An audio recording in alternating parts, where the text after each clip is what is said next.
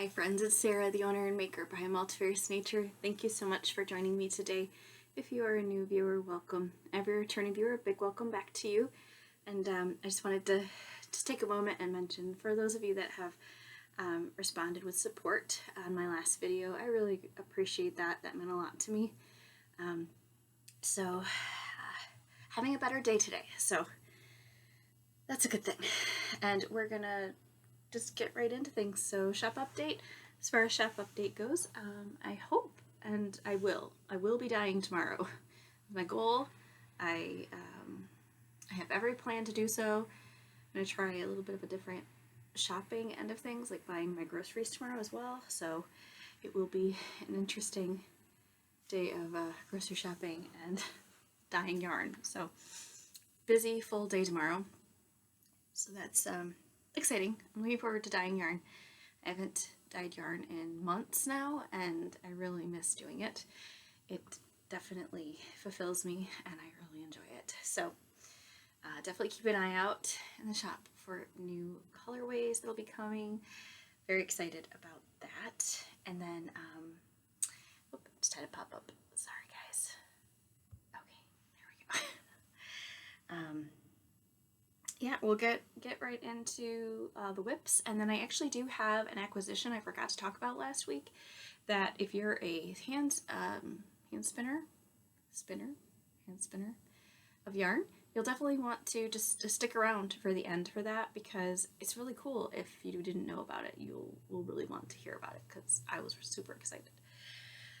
Okay, so no finished objects this week. Definitely been working away on certain projects though. So same old, nothing new here, you guys. We're gonna jump right into the Miles shirt jacket by Ozetta.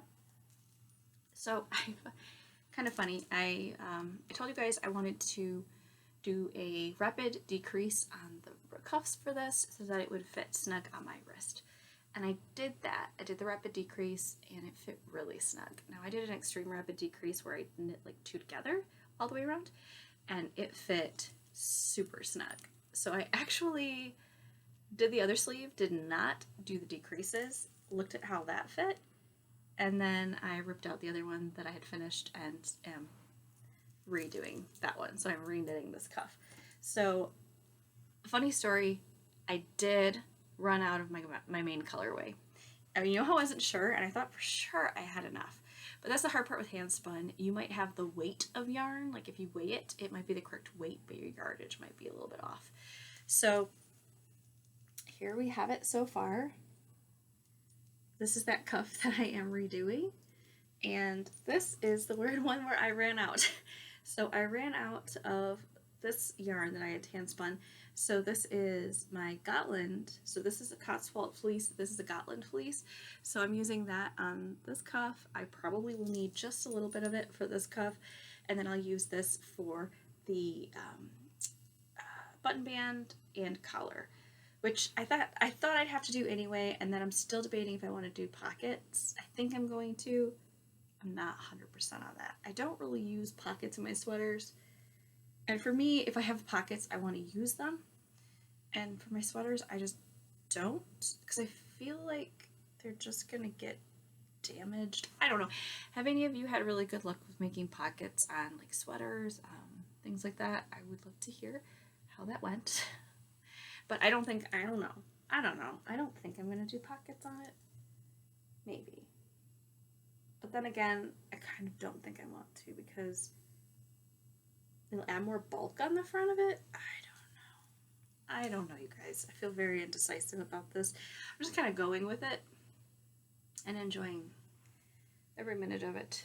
It's really neat how it's doing this really fun random marling of the color because of how it just randomly pulled when I was spinning it.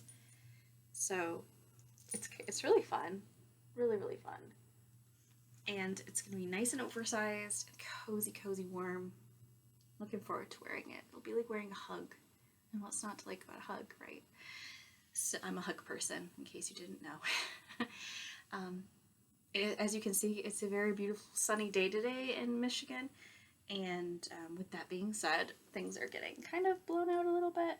I pulled my shades, but you can still see I didn't pull them all the way down, and there's some nice like billowing in here. But it's a really fun pattern. It's super nice. It works up very quickly because it's on size 10 needles for the most part, and then it's size 8 for the cuff. So as you can see, for the cuff, I'm using my little like 9-inch circulars to do that. They're my Chogoos. I love my Chogoo needles. I have the mini set, and then I also have the 5-inch circulars, which I highly recommend if anyone's looking for interchangeable sets. I really, really like the Chogoo. Not sponsored, I just love them.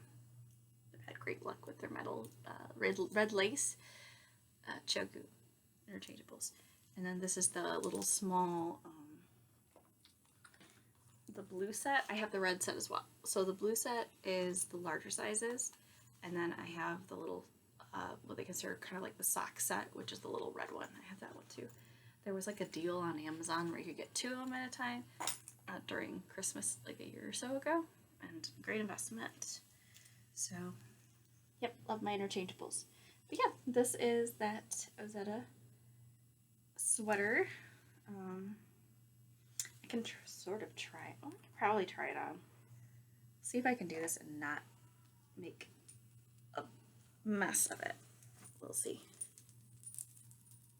Famous last words. I'm already like stuck on the little bitty ball from my sleeve.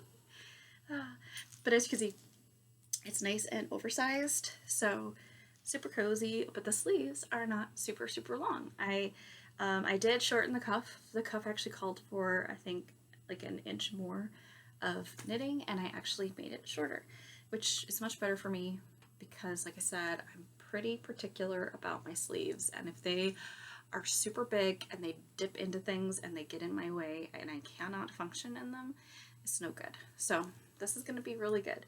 So as I said, I don't have the collar on it yet, and I don't have the button band yet. I have to go through, I have a bunch of vintage buttons in a really big jar, big glass jar.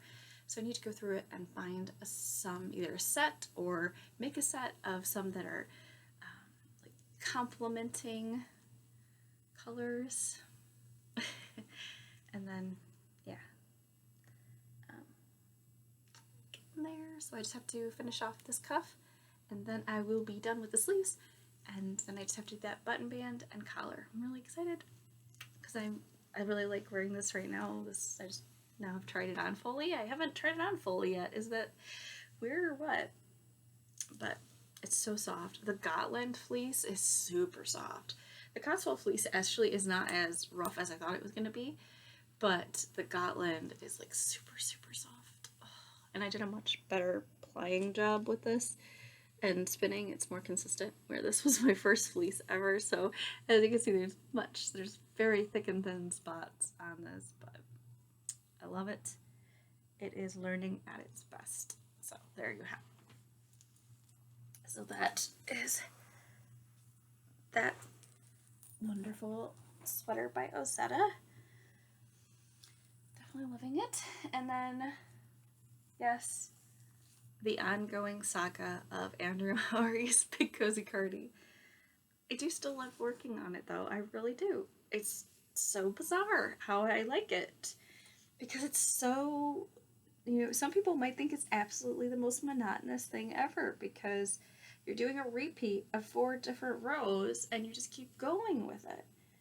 And you just keep going for like inches and inches and inches, but I oddly enjoy it. I think, again, like I said, mentally, this was just what I needed.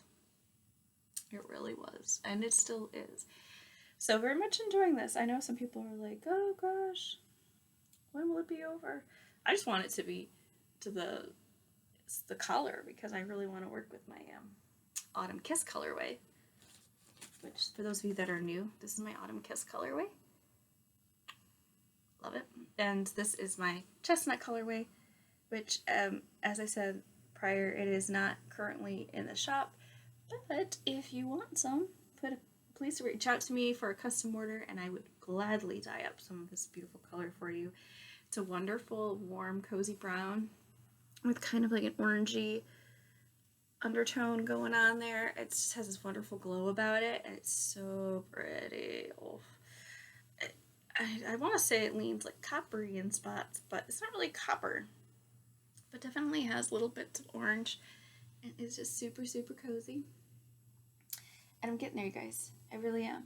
I'm getting there. I say that every single week, I know. But I am getting there. I can actually kind of see the end in sight. I obviously still have quite a bit to knit, but it's promising. It's very, very promising.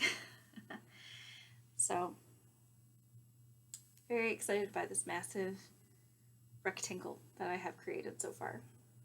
And it will be getting bigger because I have more to knit. So I want to finish that Ozetta cardigan for obvious reasons that I want to wear it in the evenings. It's still chilly in the evenings.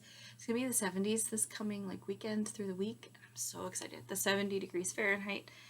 I'm in Michigan, as I said, and I really want to work on this.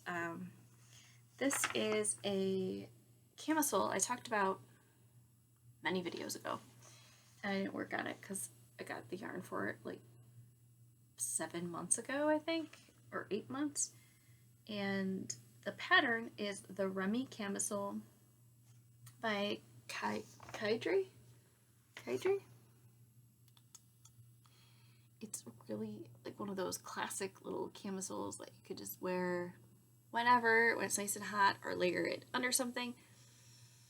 And I got some yarn for it. The yarn that I got is Maggie Knits Irish MK Collection. Luxury handed yarn, Maggie's Linen. So it's 52% cotton, 48% linen. I found it on eBay a while back, and I have 3 balls of it.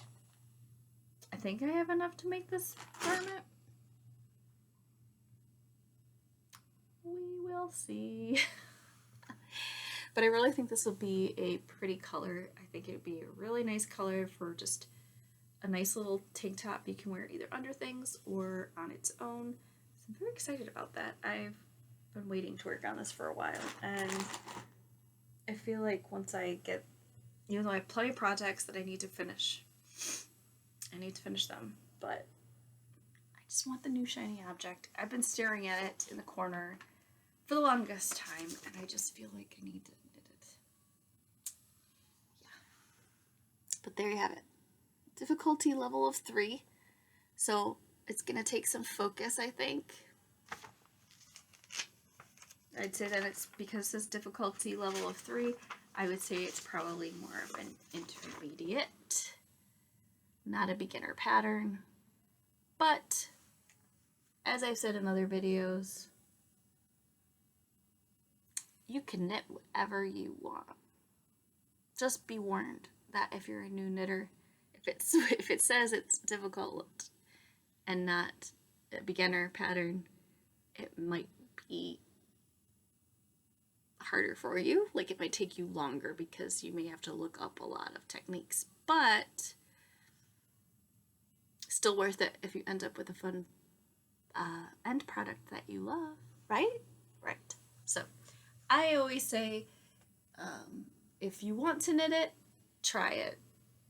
Worst thing that happens is it doesn't go well, and you just have to wait and keep knitting other things before you knit it. But I'm always a big fan of trying. The current patterns I'm working are not super complicated, but I do tend to lean towards more complicated patterns because it interests me. It keeps my mind going and keeps me interested, which is always good. Learning is amazing. All right, so I am getting to the end of this video, but this is a short video today. Holy moly. Well, I'm going to show you that tool I talked about. So if you are into spinning, this is primarily for spinners. You can probably use it for other crafts, of course, because it actually was designated for another craft. I'm going to grab it. I'm staring at it. I actually saw it at the corner of my eye last video, and I didn't show you guys. I'm sorry. It was complete oversight on my part. But I'm gonna grab that really quick. Bear with me as I like tumble this way.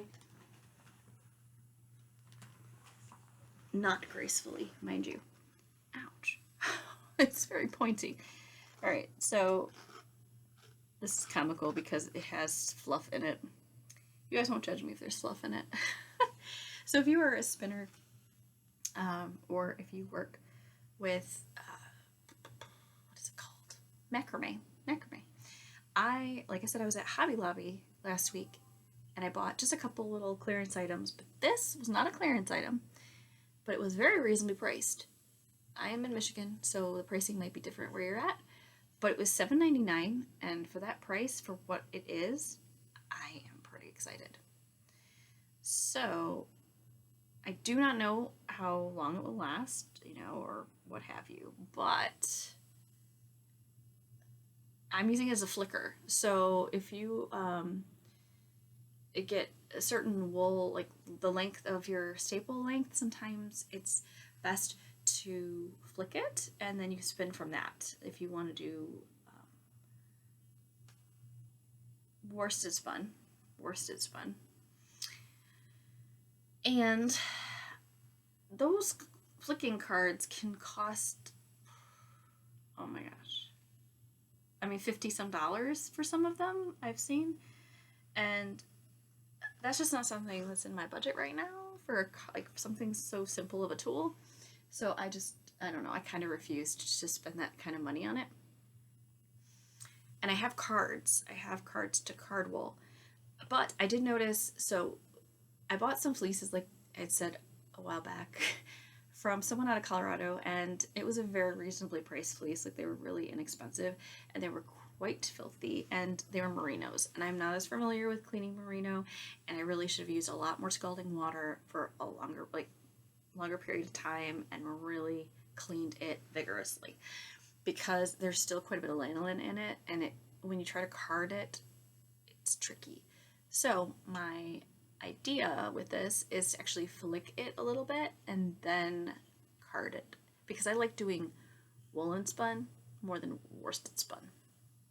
But I might do some worsted spun, because I have like 3 fleeces of, I'm looking at right now, I have it was 3 merino fleeces, but when you actually broke it up into these bags I separated it into, I have 4 bags of it, and they're like kitchen-sized garbage bags, so I have a lot of merino. So, merino sometimes is good as sock yarn. However, I should probably mix it with something to do sock yarn. I don't know. But you don't have to use woolen worsted spun to do socks. But anyway, I'm getting off topic. So it was $7.99 for this, and this is what it is. It's a little brush. They marketed it as a macrame brush.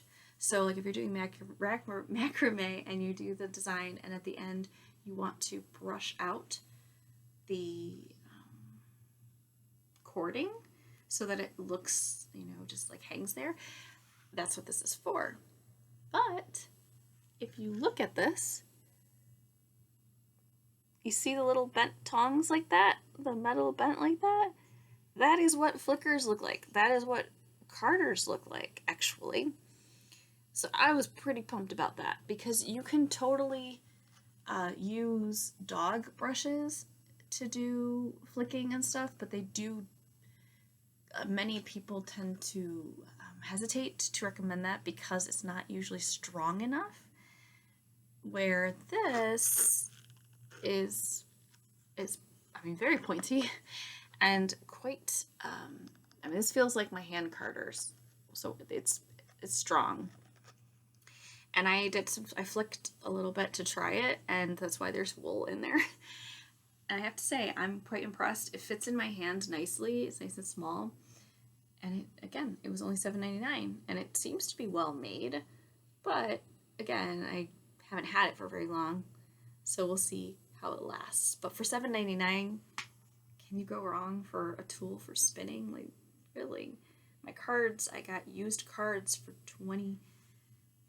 So there you go. What a deal. So that was my little acquisition. from last week that I forgot to tell you guys about. And as far as life update goes, things are starting to grow here a lot. So I planted a bunch of vegetables. I'm really excited about that. I did that last week and labeled them.